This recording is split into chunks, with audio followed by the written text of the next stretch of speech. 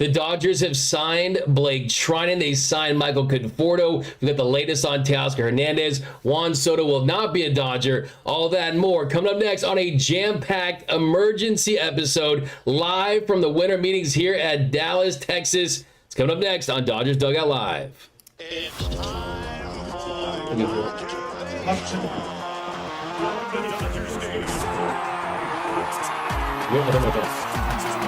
This is the golden age of Dodger baseball. The Dodgers are building a dynasty. The Dodgers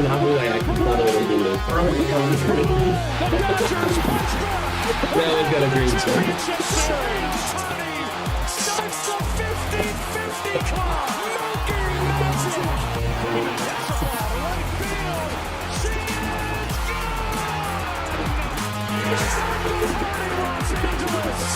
Your Dodgers have won the World Series. Think blue, bleed blue, and I'm out.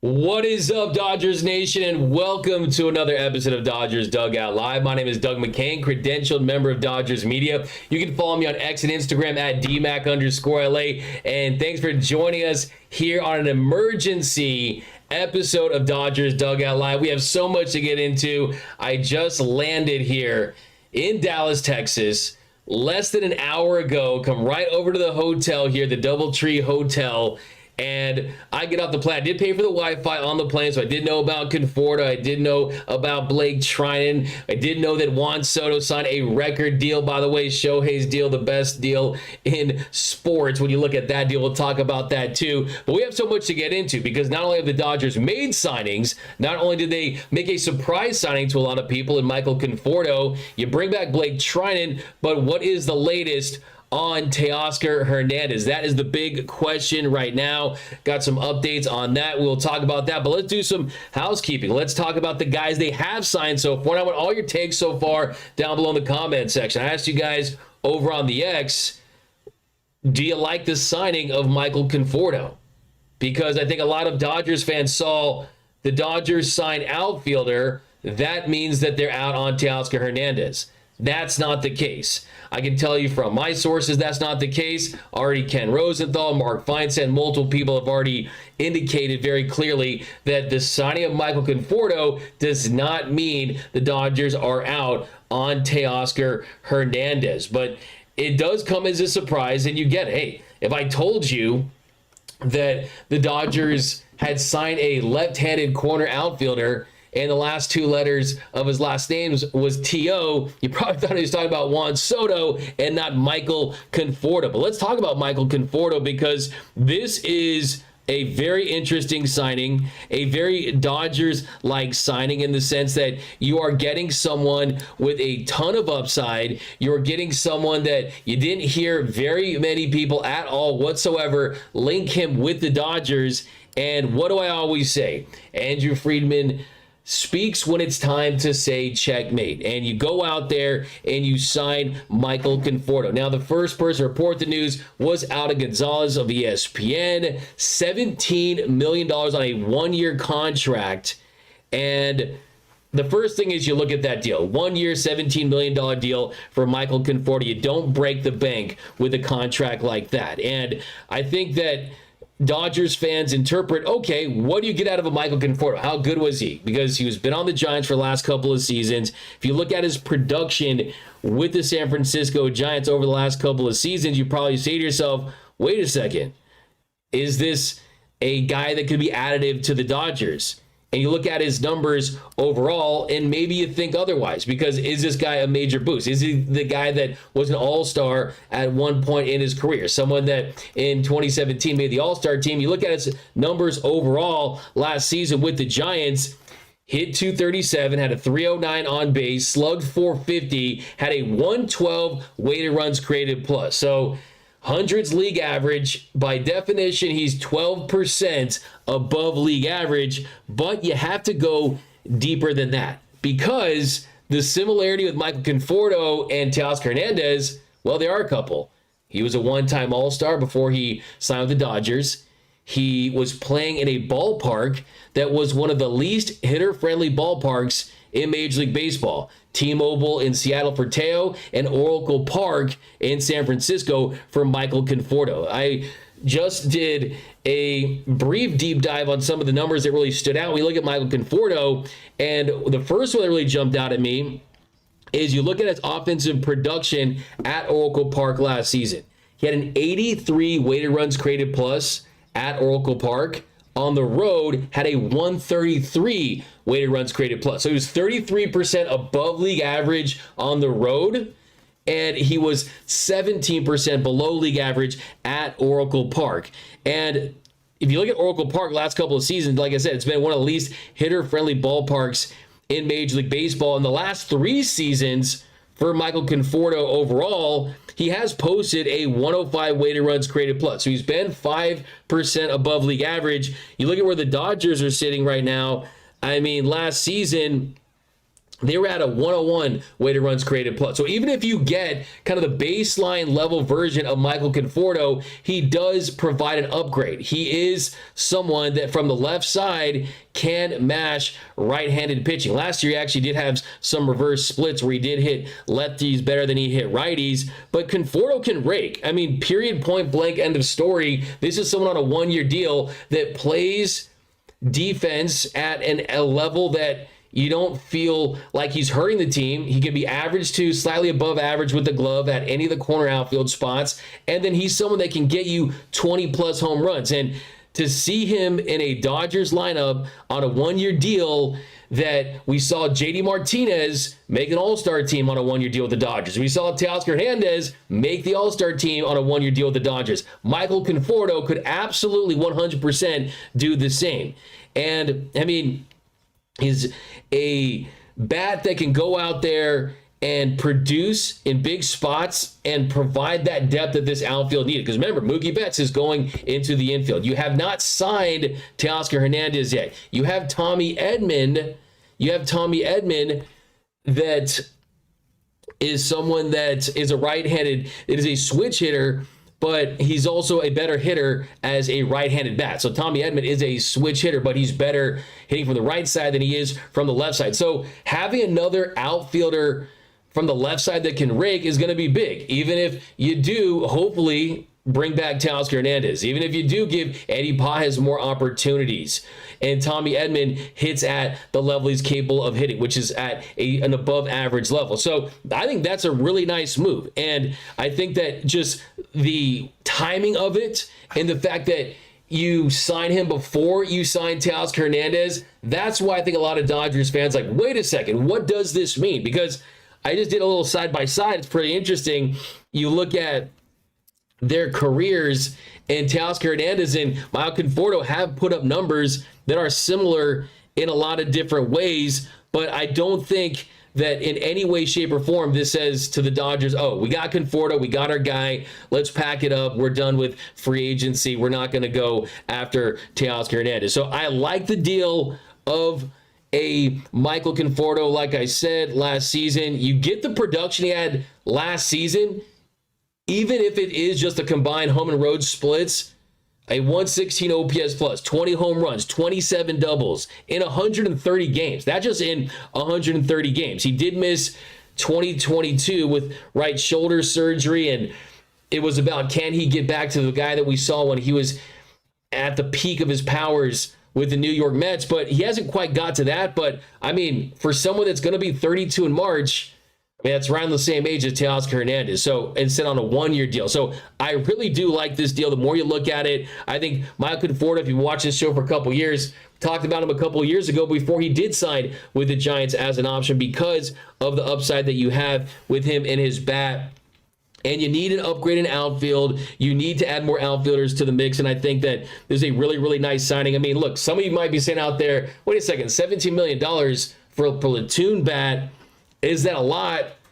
Not really, in the grand scheme of things. Not really. There's no such thing as a bad 1-year contract, and I don't think that this is a bad deal. I think it's a really nice opportunistic deal. If you are a Dodgers fan out there that was dreaming of Jock Peterson and you want to see a reunion with Jock, that ends that 100%. There's no doubt about it. But, yeah, I mean, look at this. What did we talk about when we signed Bro think you're on the team, right, Noah? Noah's over here, by the way. He's chomping away. He's popping out some articles, killing the game over there. But the Dodgers, let me rephrase that. The Dodgers, when the Dodgers signed Teoscar Hernandez, what did we say? We talked about his OPS against left-handed pitching. Well, you can look at the flip side and say that Conforto has a lot of those same qualities against right-handed pitching, a career 838 OPS against righties. So I expect him to be a contributor. I expect him to have an impact. It's about staying healthy and seeing how he hits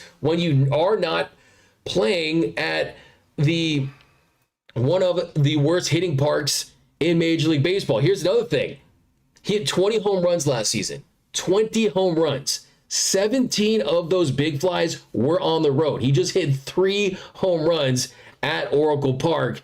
So it's going to be a good situation. Not a move that's going to make massive headlines around Major League Baseball, anything like that. We've seen this organization already go out there and make some big moves and bringing back a Blake Treinen and signing a Blake Snell and being involved with Juan Soto, being involved with Teoscar Hernandez, being linked to Garrett Crochet. This one, a couple months from now, it's going to fall under the radar, but I do think that this is a championship level move. This is a dynasty level move in the sense that throughout this run with Shohei, with Mookie, with Freddie, with this group he put together, along the way, you want to go out there and take advantage of those players that want to be Dodgers, even if it is just for a year, because what it means for their career, you get them hungry, you get them fully incentivized to want to go out there and put up big numbers, stay healthy, stay on the field, play through whatever it is they're dealing with, have their moment in the postseason, and then you go on your way and you sign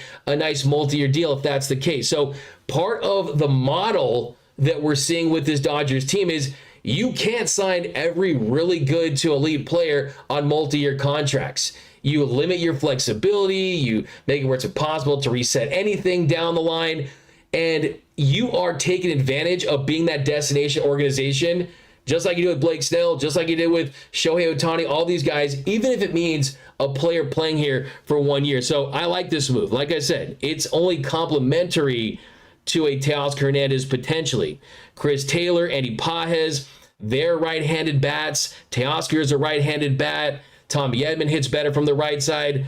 Look, like I was saying, if I told you this morning the Dodgers were signing an outfielder, there was a corner outfielder that hits from the left side, and the last 2 letters of his last name were T.O., you probably think I was talking about someone else. Instead, they get Michael Conforto on a 1-year deal. But let me know down below in the comment section, what is your reaction to the Dodgers signing Michael Conforto? I think it's a great move. I really, really do. And you hope that this doesn't impact the Dodgers in any way, shape, or form when it comes to their pursuit of Teoscar Hernandez, and we will definitely 100% touch on that in a little bit. But, I mean, I like what I see from Conforto, man. I think it's going to be great for the clubhouse, too. The personality, the fit, a guy that you know at this stage of his career wants to win a World Series, can make those highlight diving plays in the outfield. He's got a special bat from the left side. Look at this little left center shot there. But I want to get your takes down below. What are your thoughts on the Dodgers signing Michael Conforto? Solid move. Greg says, I like it, D-Mac. Conforto, WTF, says Dr. V. Jonathan Morin, I don't know much about him. Yeah, we'll do a lot breaking him down. Good all-around player from Robert Argel. We got John. Yankees giving Teo the Bolsa. See how someone said Michael Contorta? Did someone say Michael Contorta? Yeah. There we go. Fire. That's a fire take. That was fire. That's a fire take. Man, Noah and I got to find where to get the best tortas in Dallas. If anyone knows, let us know. If anyone knows, let us know down below in the comment section. Where do you get the best tortas in Dallas? But I got to give you, and we're starving too.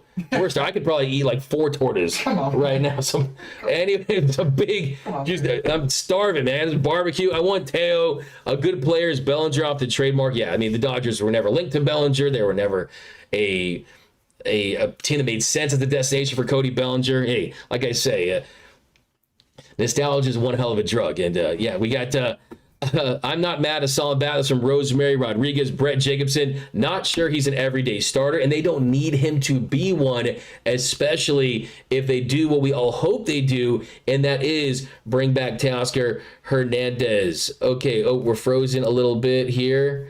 Okay, so that is Michael Conforto. So we got 199 from Adrian Salazar. Would Hassan Kim be an option as a rotational shortstop? I don't see that. I don't envision that for sure. But yeah, we're going to. I'm super excited about the Treinen sign. Fantastic. We'll get into that one in a second here. So let's see how we're doing. Looks good. We're good to go. Okay. Buffering a little bit. Buffering a little bit. Yeah, stick with us, guys. Hey, we paid for the premium internet. Okay, there's a lot of you guys down below in the comment section, a lot of you guys in the chat. So let's see how we're doing. We got 2.7K in here. We were rolling for a while. So come on, fight, DoubleTree Hotel Wi-Fi. Okay, so let's switch gears and let's break down the Blake Treinen re-signing, because this is a great move too. It's a lot higher than some of the projections I was throwing out. 2 years, $15 million. He ends up with 2 years and $22 million for Blake Treinen. We still are getting the details of this contract. And first things first with Blake is that this is the fourth contract that he signed with the Dodgers. Believe it or not. I mean, he signed one in 2020. Remember the story? He was done non-tendered by the A's. He at one point was one of the best relievers of the sport, gets non-tendered by the Oakland A's, and then he ends up signing a 2-year, $17.5 million deal. Then in May in 2022, he was rehabbing that shoulder injury. He would really go down in a really bad series of events where we went a long time without seeing Blake Treinen. And he missed almost 2 seasons. He ended up signing that $8 million contract for the 2023 year that included that conditional option that gave him $1 million in 2024. And the best thing happened for Blake Treinen and the franchise. We got election year Blake Treinen again, right? We got the Blake Treinen that we wanted to see this entire time, where he's nasty with the sinker, nasty with the cutter, nasty with the slider, and stepped up in big moments. And the bottom line with Blake Treinen is the Dodgers just re-signed their number one highest leverage reliever that was the most important reliever they had to winning this World Series. That is what Blake Treinen is to this team. He had a great year in 2024. Ended up with a sub-2 ERA, a 1.93 ERA, had a 30.4% strikeout rate. And yeah, he was just really fantastic. He's someone that you can trust in big spots. He brought that consistency on a day in and day out, appearance by appearance basis. And the strikeout rate was up again, a 30.4% strikeout rate, a 6% walk rate, 44.7% ground ball rate, went 46 2/3 innings. And he comes back in the postseason and was absolutely instrumental to their world championship run. In the postseason, Blake Treinen posted a 2.19 ERA in 9 appearances. He had 18 punch-outs in 12 2/3 innings. That led all Dodgers pitchers in that stretch. Had a 1.57 high leverage index during that stretch. That was the highest for any Dodger coming out of the pen. So they got their highest leverage guy. You saw in Game 5 how incredible he was in the clincher. He went 2 1/3 innings, had 3 punch-outs, and went all the way through the 8th inning to get to Walker Buehler. So everyone's going to remember Walker Buehler and the pose, the "Are you not entertained?" the strikeout of Alex Verdugo. Without Blake Treinen being an absolute dog of all dogs that night, we don't get to experience that. We might have seen a Game 6 or even a Game 7. And Dave Roberts said on Mookie Betts' podcast, he made it very, very clear he wanted to have Blake Treinen back on this team, back in this bullpen, and it gives you some continuity. And we know that Andrew Friedman in this group, they don't love the idea of going huge on relievers, on throwing out those Josh Hader, those Edwin Diaz type contracts. We're looking at north of $100 million for a reliever. That's not what they do. What they will do is give you a couple years and bring back the guys that they want to see back within this group. So Blake Treinen is going to be huge. I mean, I think that this was one where it was very clear. He was on foul territory last week, and he said that he would never say anything bad about the Dodgers, that he wanted to be back here. He made it very clear. He was very open that he wanted to re-sign with this group. And really the only thing about Blake Treinen that you can really even see as a con would be that his pitching style is a little different in the sense that the velocity is down. He is turning 37 during the middle of next season. So he's not the youngest reliever. He's not in his peak prime or anything like that. But Blake Treinen certainly is someone that, even though that velocity is down 3 miles per hour, around 3 miles per hour, he still was effective. Anytime you can post a strikeout rate above 30% and post a sub-2 ERA, and not only that, post those numbers when you are the highest leverage reliever the Dodgers had last season and had in those spots, you have to feel really good about that. And I feel good about the fact that he got a bigger contract than most people anticipated. My prediction was a 2-year deal with the Dodgers. I had him at 16 million with some incentives in there. Here you get him at 2 years, $22 million. And look, election year Blake Treinen, we know it's going to be great to have him back. He's going to want to be with this team, try to repeat. You got the whole group back next year, hopefully with as many guys as you want as possible. And of this group, the ones that we want to see back, Kike Hernandez, Teoscar Hernandez, Jack Flaherty, Walker Buehler, kind of these guys that you're hoping to see back in Dodger Blue. Blake Treinen is one of the early guys to get that deal from the Dodgers. And I think that both sides wanted to reunite. It's not like he ever left, but I mean, technically he was a free agent. He wasn't on the Dodgers, so it is technically them reuniting. So really happy to see Blake Treinen back on this team. And you look at where the Dodgers are at financially now. You signed Snell, $185 million. You got the deferrals in there. Conforto, 1 year, $17 million. Treinen, 2 years, $22 million. I mean, now you're at $332. So $332 million. The Cohen tax is set at $301 million. And now you're looking at everything above that being taxed at a 110% rate on the surcharge. So you're looking at that trio of Snell, Conforto, and Treinen costing $58.8 million. So that's a testament to this organization, how aggressive they are, how much they want to win, how much they're putting back into this franchise and this roster. They're willing to go above and beyond, and they're spending big cash. They're spending big money. So Blake Treinen is back, and it's a beautiful thing. And let me know down below in the comment section, thoughts on Blake Treinen. Dr. V, Treinen was a no-brainer. Glad we got him back. Isn't our 40-man currently full? Yeah, we'll look at the 40-man in a second here. We can break that down for you. But yeah, I mean, that's not really a concern when you look at the guys that they're looking to acquire still. So you don't have to really worry about that. I mean, the 40-man right now, you got 14 position players before the signing of Conforto. And let's be honest here, you got 4 catchers, man. You got 4 catchers on a 40-man roster that's starting to fill up quick. Hunter Fiducia, you guys know how I felt about this for the last couple of weeks now, a couple of months, to be quite honest with you. He needs an opportunity to play and be a backup on a big league roster. I mean, he's closer to 30 than he is to 20. Diego Cartaya, you have Dalton Rushing, and of course, Will Smith, Austin Barnes.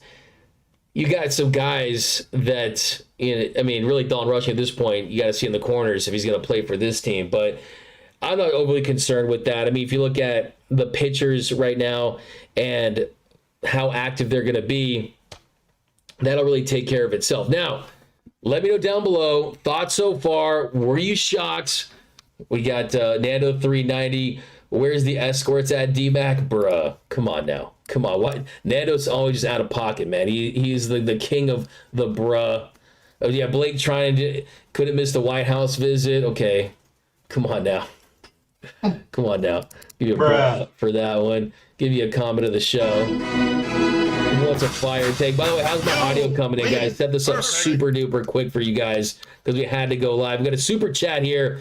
This is going to the international bonus pool money for Roki Sasaki. Yes, So we got. I think they're okay with the maybe they get across the finish line with this money with for Teo. But the Sneaky Panda $5 super chat. Aaron Judge can't wait for the ball to drop in New York on New Year's Eve. Whoa. Finish him. That's Sneaky Panda coming in with a tire. Yeah, with thoughts on Juan Soto. We'll talk about that. Angel Escobar. I love the Treinen resign. Needed him back.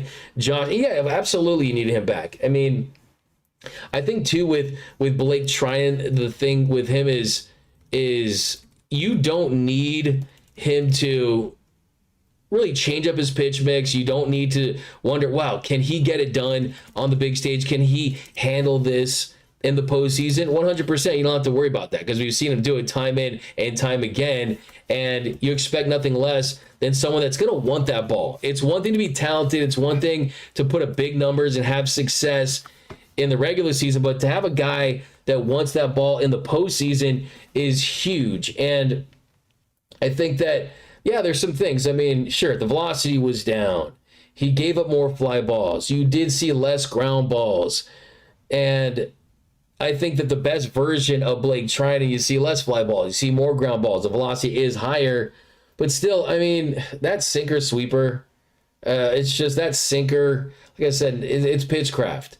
It is nasty. It is on another level with him. And two, I mean, the expected numbers are really good too. The FIP, the expected FIP, he was more effective against lefties than righties last season. That was the first time in his career that he's done that. So reason I point that out is you look at guys later in their career, it's if there's one area that's starting to decline, is there another area that's getting better and he's evolving? Well, he showed last year that he's evolving against lefties and being successful against lefties.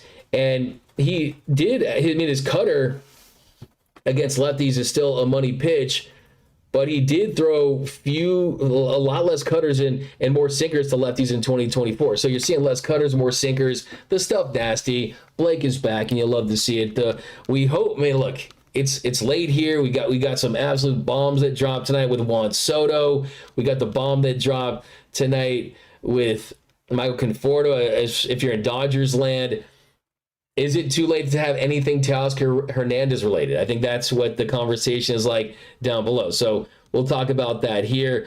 Mike McKain, great last name, spelled with a C. The K is a better way to go. But no matter what anybody says about Juan Soto's contract being the richest in history, Shohei makes a lot more per year than him. Mike, I mean, if you include endorsements, it's not even close. There's no doubt about it. And look, I think that the last thing we're going to do, I don't think there's a Dodgers fan that really feels like, oh, we missed out on Juan Soto, that we're bitter about not getting Juan Soto. Soto was always a very due diligence, process-oriented approach for the Dodgers and this organization. And if the Dodgers made a promise to Shohei Ohtani after he approached them last offseason, we're on the anniversary of the eve where he did sign with the Dodgers, and he posted the best blurry picture of the Dodgers logo you'll ever see on his Instagram, that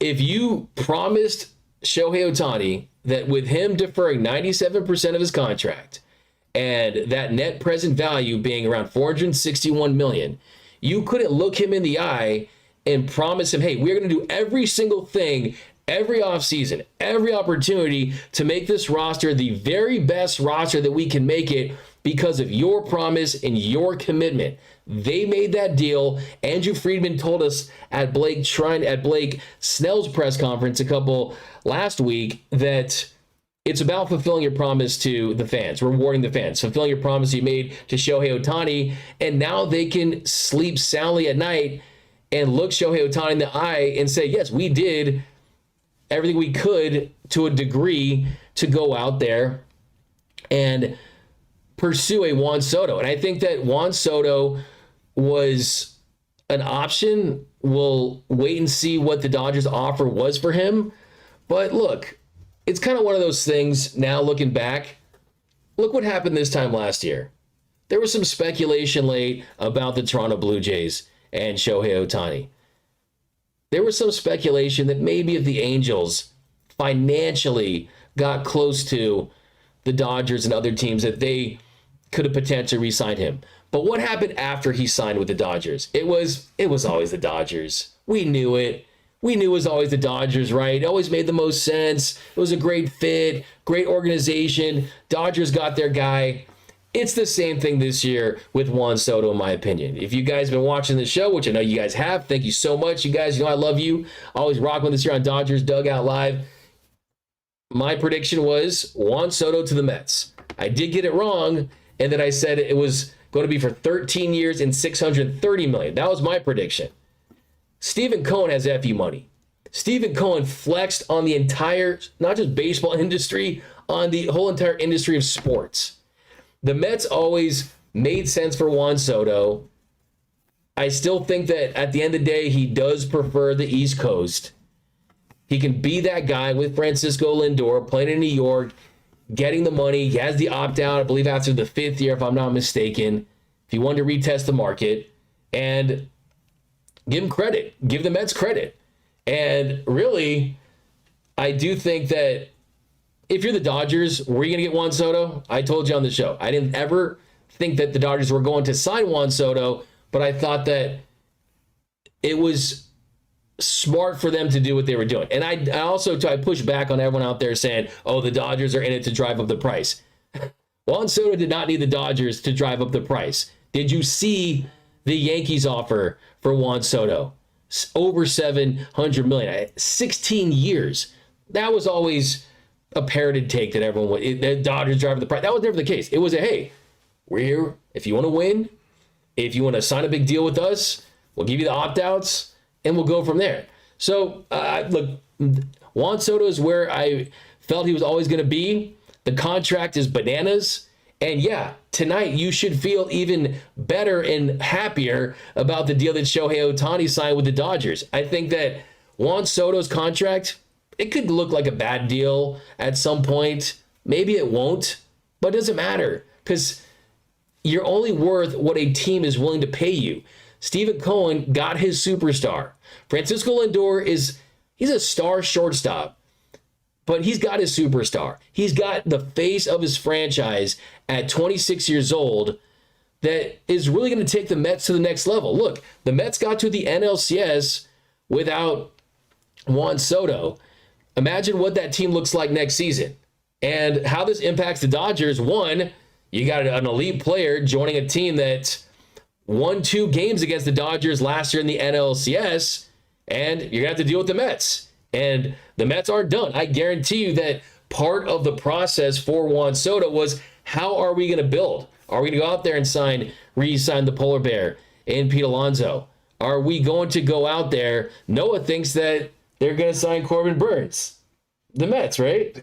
They could. I'm not putting that on you. I mean, sorry. I mean, that was a private conversation we had. I mean, point is that Noah makes a great point in that if you go out there and you sign Juan Soto at that price, it's with the knowledge of we're not done yet. And Noah made this point to me when we were in our Uber coming here, is that what did the Dodgers do after they got Ohtani? They went out there and they got a Yoshinobu Yamamoto. And you got Glass now in that mix too. So the Mets are going to be a problem. And then other thing too is if you're trying to get Teoscar Hernandez back, and we're going to shift gears to Teoscar Hernandez. If you're trying to get Teoscar Hernandez back, well, what would have been the best team for you if you were the Dodgers? And yes, I see some comments here, Yankees stuff. All right, I see it.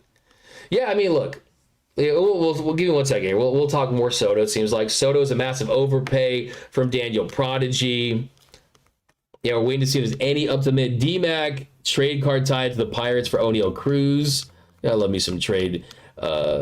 Anything you got trade-wise, I'm here for. But gonna need to throw more in that. Dodgers made $120 million because of Ohtani, best contract ever. It certainly is going to go down as one of the best contracts in the history of professional sports. The deferrals, the fact that they found it. They have absolutely found the magic elixir. They have found the way to crack every single code you could think of, in the sense that you sign a guy that is a 9+ WAR player, even as a DH, that hits at an MVP level, that pitches at a Cy Young level, and you are taking the money that you're not paying him now, you're investing that money, so when you have to pay him in 2034, it's going to make it easier to do that. Oh, and then by the way, he's already paying for himself, and you won a World Series in year one, and you sold that place out. And you were selling that place out before, Ohtani, or being completely honest with you.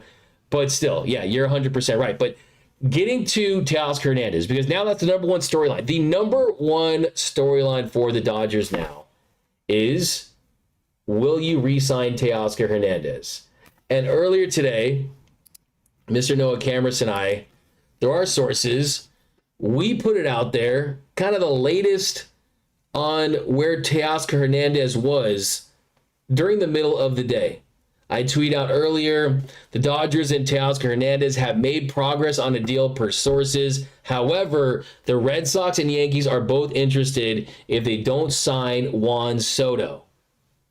So Juan Soto has been signed, and it wasn't the Red Sox, and it wasn't the New York Yankees. So what we were hearing, what I was told when it comes to Teoscar Hernandez, and the sense that I got was that it feels like still, and it's been reported by other insiders, that the Dodgers are still Teoscar Hernandez's first choice. That was the sentiment before the Juan Soto signing. And it was already reported that this deal for Michael Conforto does not eliminate Teoscar Hernandez and the Dodgers. It does not preclude the Dodgers from going out there and bringing back Teoscar Hernandez. You can sign Michael Conforto. You can sign Teoscar Hernandez, and they'd be fine with that. But what we don't know after the Juan Soto is, how upset are the Yankees that they did not sign Juan Soto?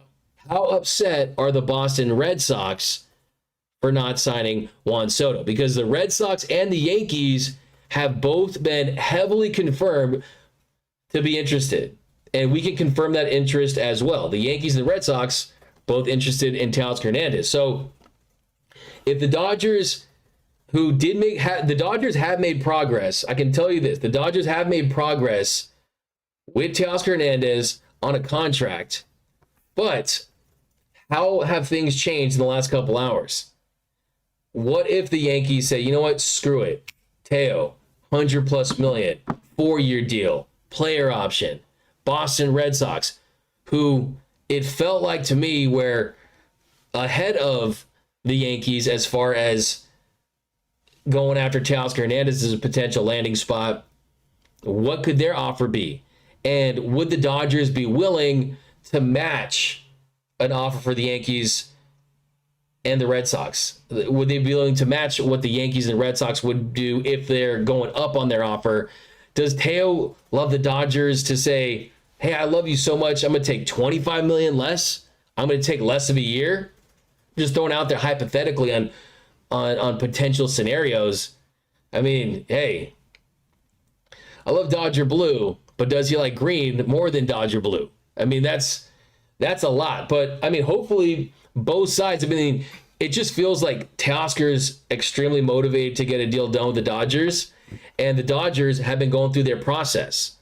And the Dodgers aren't going to rush to something. It's not like, oh, Juan Soto eliminated, call Teo, and let's do whatever it takes to get to the end, go past the goal line and finish that deal. So it is going to be fascinating to see what happens. I don't think that the Dodgers going after Juan Soto changed anything from Teoscar Hernandez's perspective. I don't think that them signing Michael Conforto did that as well. But Teo put himself in a really good position. I mean, just think about that. I mean, Michael Conforto hit 20 home runs last season. He was an above-average hitter. He got a 1-year, $17 million deal.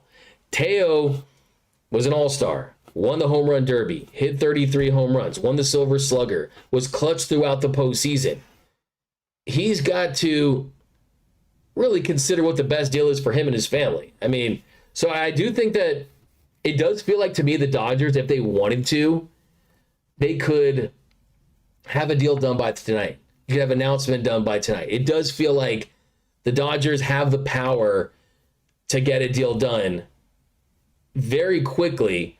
So we'll see what happens. And at this point, I mean, I said it on the show Thursday, I believe. On Thursday's show, I said that what I was hearing that the Dodgers weren't expecting to get a deal done with Teoscar Hernandez before the winter meetings. Well, we're now in the winter meetings. Do you get a deal done with him now? So that's kind of the big question at this point. But let me know down below in the comment section, what are your thoughts on where the Dodgers stand with Teoscar Hernandez? Do you still expect them to sign him? We got a 1999 super chat from Mark Dow. This contract certified LOL Mets forever. Shohei 700 equals 3 rings.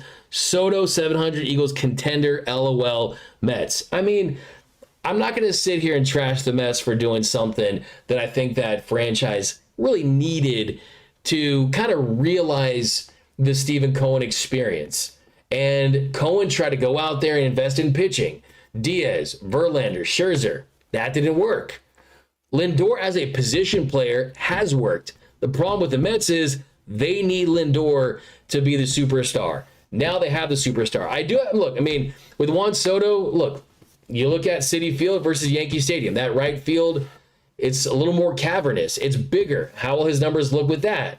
How will his numbers look without the protection of Aaron Judge? Right? I mean, these are all fair questions, but the dude can rake, man. The dude truly is, at the end of the day, at age 26, he's one of the best 5 to 10 hitters we've seen in the history of this game at that age. I mean, he's truly special, man. Look, Juan Soto to the Mets, I think if you're the Dodgers, look, I'd rather him be on the Mets than the Yankees. I really would. The Yankees win championships. The Red Sox, they win championships. The Mets, Stephen Cohen, I think, is still in the process of learning how do you build a model organization, a model franchise like the Dodgers, when you do have these resources, when you do have this financial muscle. You can't just pour it into a couple guys and expect to see results. So I think if I'm the Dodgers, I'd rather see him on the Mets than the Yankees or the Red Sox, right? I mean, I'd rather see him on a team like the Oakland A's, but that would be ideal. You have to spend like $800 million on maybe for 800 years, $1 million a year. But LML, he's not getting $30 from LS from BC, but $5 super chat. NY has a love-hate relationship with Soto now. Yeah, I mean, Yankees fans, man. I mean, geez. Yankees Reddit must be in meltdown mode. I mean, look at that lineup. You got Volpe, you got Judge, you got Stanton. You really needed him back. And yeah, we'll learn in the next couple of days how close they were. But Yankees fans are down bad. You lose to the Dodgers. You have that embarrassing 5th inning, and now Aaron Judge dropped the ball in the 5th inning, and kind of Brian Cashman, the organization, Steinbrenner, kind of looked like he dropped the ball in free agency. It would have been, but maybe he kind of felt good about the situation with the New York Mets. I mean, you're that close financially. And I mean, look, no deferred money, a $75 million signing bonus. Those escalators can take it up to $800 million. $800 million. Stephen Cohen has committed as much to Juan Soto as the A's have committed to players in like the last decade. I mean, it's the price of doing business. It truly is. So, yeah, I mean, it was shocking. Like I said, my prediction was 13 years, $630 million. I thought I was crazy for throwing a 6 and no deferred money. I mean, Scott Boras, you're kind of expecting not the deferral game. I know we saw a little bit of it too for a pretty good chunk of it for Teoscar's deal and Snell's deal, and with Snell and Boras. Look, you want to be in LA. I mean, you gotta want to be here. You gotta want to be where you. And if you're Juan Soto, you want to be in the shadow of Aaron Judge. It's Aaron Judge's team, and there was a lot of reports of those two like playing with each other. But look, I think at the end of the day, if you're a Dodgers fan, I mean, we ran a poll earlier asking who would you rather see, Teoscar Hernandez or Juan Soto, and it was over 80% wanted to see Teoscar on the Dodgers over Juan Soto. So I guess we can kind of stop pretending like we thought the Soto shuffle was cool. Like we kind of were trying to convince ourselves of the last couple of weeks. I still think it's a good little mind game. I'm not that bad, but yeah, I think for me, the Dodgers are in a solid spot, and you did all the right things by pursuing him. But let me know down below in the comment section, what are your thoughts on Teoscar Hernandez right now, Juan Soto? I still feel in my heart of hearts that he still ends up with the Dodgers. I have to believe that just because you can afford it. It's not a financial thing. He's perfect for this team from a culture standpoint, from a fit standpoint. I think at this point, you want him as a right fielder. That's where his defense is at his best. You can be around league average, like he posted last season when he was in right.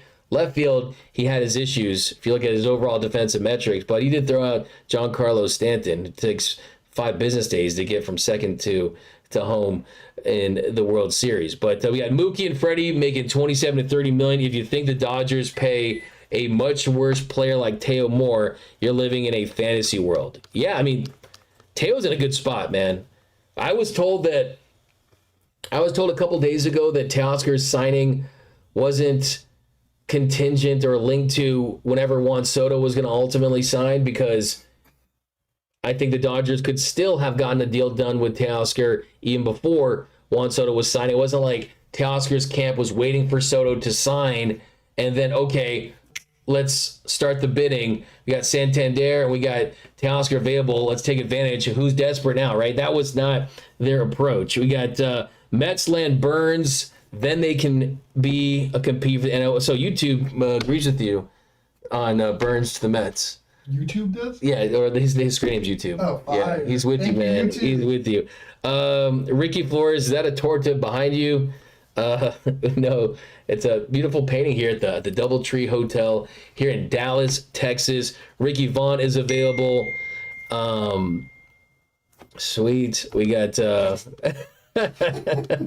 right. All right, cool. Let me mute that. I'm gonna use that. Put that towards Teo's contract and get over the finish line. We got Kershaw is a symbol. Hey, everyone, happy Sunday. Dodgers literally dodged a bullet. Michael K is screaming right now.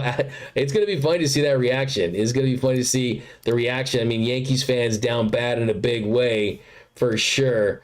But yeah, for the Dodgers, man, I mean, 15 years, $765 million is just something that's out of this world. I mean, is it a bullet dodged? The Dodgers are going for a dynasty. The Dodgers are going for the golden age of Dodger baseball. So it's, I mean, I will say when we got the news, kind of the first thing that blows your mind is you see the number, the contract, and you're like, wow, that is serious, man. Stephen Cohen won him bad. And let's not forget that Stephen Cohen's the character that inspired Paul Giamatti's character in the TV show Billions. He's got it like that. He is the richest owner in sports. But a part of me, there was no letdown. There was no disappointment with the Dodgers not getting Juan Soto. Because one, I never thought it was going to happen. And two, I think that there is this sense of, yeah, look, you have a lot of money to spend if you're the Dodgers. But if you look at the fit, I mean, yeah, 3 more years of Freddie. At least right now, he could sign a longer deal at the end of that. But also, I think besides that, defensively, where does he fit in? He might be a DH at some point during that contract. I mean, 100% he will. He's going to probably move to first base at some point during that contract. So I think the Dodgers did what they did. And look, I mean, hey, it's great for baseball, right? If you would sign with the Dodgers, it'd be terrible for baseball based on the narrative. But give me Shohei Ohtani's 10-year contract versus Juan Soto's 15-year contract any day. And I think, too, when you're looking at where this Dodger team's at right now, it's just wait and see mode. I think today, if I had to grade the signings, Blake Treinen signing, I give an A. Michael Conforto signing, I also give an A. I really do. 1 year, $17 million for Michael Conforto. It's going to be in a great situation in LA. I don't think that he's going to have the year that Teo had with 33 bombs and make the All-Star team with the home run derby. But I gave you the home road splits. I gave you reasons why I think he's going to have success. So I get both these signings an A. We're just waiting on Teo. But let's hit those comments, and we will stand by to wait to see if anything else drops, any more info, anything else we hear, anything else we see. We're going to be at the winter meetings all week here in Dallas, Texas. Dave Roberts is going to be here. Dodgers general manager Brandon Gomes is going to be here. Scott Boras is going to be here. I'm really curious to see what the Dodgers' best and final offer was to Juan Soto. Was it high sixes? Was it 660? I mean, lets you know the Dodgers, the big takeaway, the Dodgers are good financially. I mean, I don't think that it was a move where their offer bumped the Mets to where they're at. The Yankees certainly was that. I think it came down to the Yankees and the Mets at the end of the day. I think he wanted to be in New York City, and he ends up going to the highest bidder in the city where he wanted to play, in a situation where I think he's gotten I think Noah told me a couple of minutes ago that he was at Stephen Cohen's house, right? I think that he's saying, hey, it's you and me. It's you and me. We're going to do everything we can to put a winner around you. This is your franchise, right? You're not lost in the ghost of Yankee Stadium and all the guys that came through there. He kind of create his own legacy with the New York Mets. So I really think that, the Mets are going to be pretty good next year. I think right now, Mets, Dodgers, NLCS could be the matchup. We got, why are the Dodgers toying with Teo? That is from Barry. I mean, for all we know, the Dodgers are going through their process, and they're still very committed to bringing him back. Look, the truth is, if tomorrow we find out the Dodgers signed Teoscar Hernandez, we're not going to remember this little gap of time in between where, sure, Teo could have signed with the Dodgers earlier than he ultimately probably will, but we're not going to remember that. All we're going to remember is that the Dodgers brought their guy back, that the Dodgers signed Teo, and you got to love this about this organization. I mean, think about this. This is an organization that legitimately was one of the 5 teams offering almost $700 million for a player after committing $1.4 billion last offseason. One, it tells you how much money they're making, and two, that I've said it before and I'll say it again, this organization is as committed to winning as far as pouring all their resources, as far as reinvesting in their own franchise, as any team, not just in Major League Baseball, in all of professional sports. And my big takeaway from them being as involved and serious in the Juan Soto contract negotiations and the Juan Soto derby is that this team has the money. They're going to spend on the guys they want. We got trade for Trout from Mark. Yeah, I don't know about that. Too injury prone. Sorik says, D-Mac, did you pick up your warm chocolate chip cookie at the front desk? I don't know. Did we get them? We did. Let me get my chocolate chip cookie, man. I'm Right starving. now? Yeah, I wanted to. Man, I'm starving, man. Let's say hi. Yeah, Noah, come say what's up, man. Here, get a mic. I think this works. What's going on, Dodgers Nation? We got Noah, I got man. word, but no, hey guys, great night tonight in Dodgerland. Michael Conforto, Treinen. Obviously, Soto made his decision finally, and like D-Mac said, all focus now to Teoscar Hernandez. That's a fire-looking cookie. Can you eat this? I'm gonna check right now. No, I cannot. Wow. Fire cookie.